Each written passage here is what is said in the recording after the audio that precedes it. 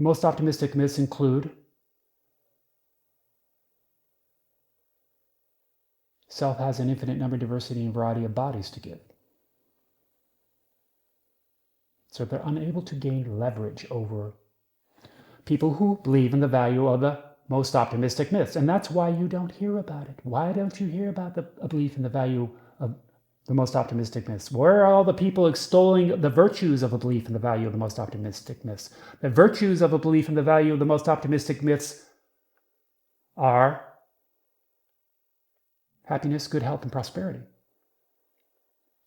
Where are all the people who should be warning of the dangers of a belief in the value of pessimistic myths? The dangers of a belief in the value of pessimistic myths are unhappiness, disease, and hardship.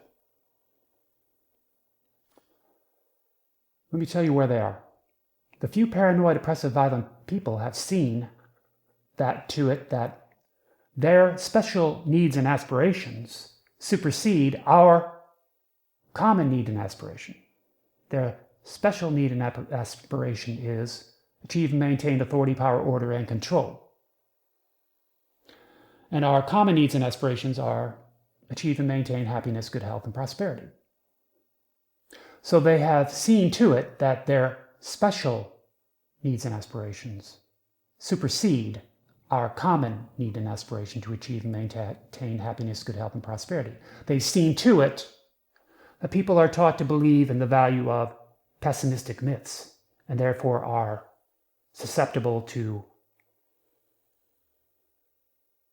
being coerced into behaving like collaborators, collaborating with a criminal regime, such as the one we have right now in Washington, run by a criminal, a felon. Yeah, he's a criminal. And like I said, the problem with Donald Trump is not that he might be cognitively showing his age.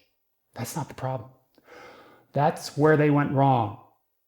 The problem with Donald Trump is that he has a heart filled with sorrow, fear, and anger. And that makes a heart filled with sorrow, fear, and anger. Let's give him what he says he is. He says he's a stable genius. So a stable genius plus heart filled with sorrow, fear, and anger is dangerous enough as is. We've added on to that, giving him power over us, electing him to the highest office of the land. We've given him that. See, that's the problem. It's a very dangerous situation because his heart is filled with sorrow, fear, and anger. And this brings me back to a discussion of anti-intellectualism.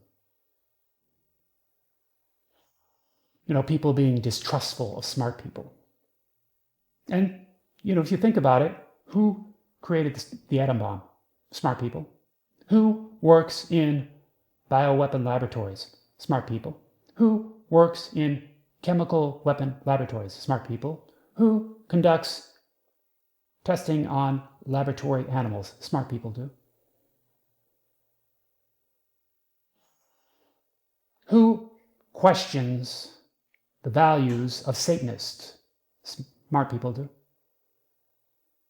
So there's a lot of reasons you can come up with to, be distrustful of smart people. But they're all missing the point. It isn't that a person is smart or stupid or average or whatever, mediocre. That isn't the problem. The problem is what's in the heart. What are their values? If their heart is filled with sorrow, fear, and anger, then absolutely, a smart person can be extremely dangerous. Who put lead into gasoline? Smart people. Who came up with the idea of filling our teeth with mercury amalgam? Smart people did.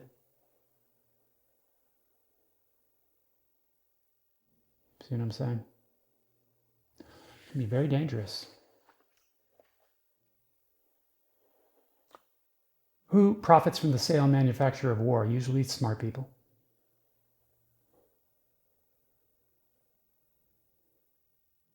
So yes, people are distrustful. But it shouldn't be about intellect. It should be about what's in the heart. And that's where we went wrong with Donald Trump. We kept on obsessing about And he invited this too by doing these cognitive tests and talking about what he did. This was a distraction, and it worked. It was successful. He got us thinking about his capacity to think, which is probably very good, actually, and distracted us from what's in his heart. His heart is filled with sorrow, fear, and anger.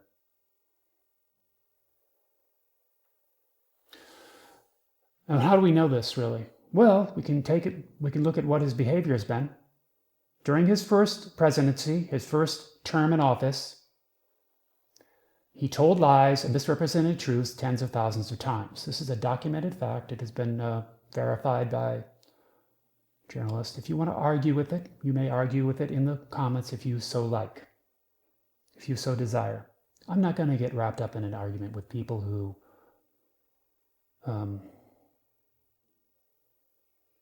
have lost their minds, basically, who have lost the ability to correctly sort ideas into categories of truth, myth, and lie. I'm not going to get caught up in a discussion with people who are crazy.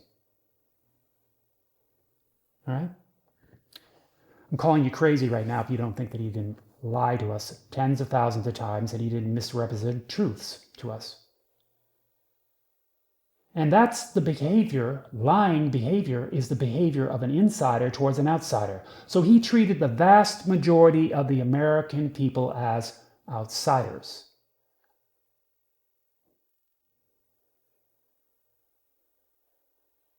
It could be, if he'll lie, then he'll cheat. If he'll cheat, then he'll steal. If he'll steal, then he'll conquer, enslave, and kill.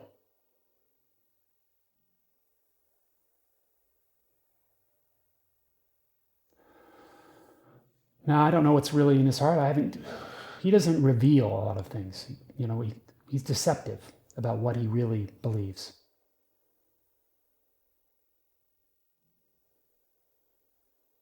All I can know for sure is what he has publicly claimed.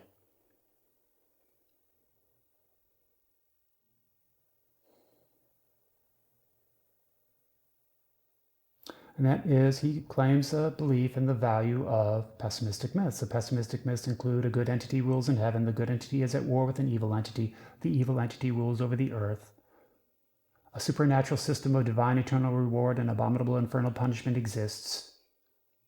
Our only hope of salvation from an afterlife of abominable infernal torment, our only hope of elevation to an afterlife of divine eternal bliss is do what the good entity says. And religious authority figures say the will of the few paranoid, oppressive, violent people is in fact the will of the good entity. That right there, ladies and gentlemen, is the essence of spiritual slavery. The spiritual slavery that Satanists think will save them. Slavery to a paranoid, oppressive, violent few won't save us. We are saved. We have been saved. We always will be saved.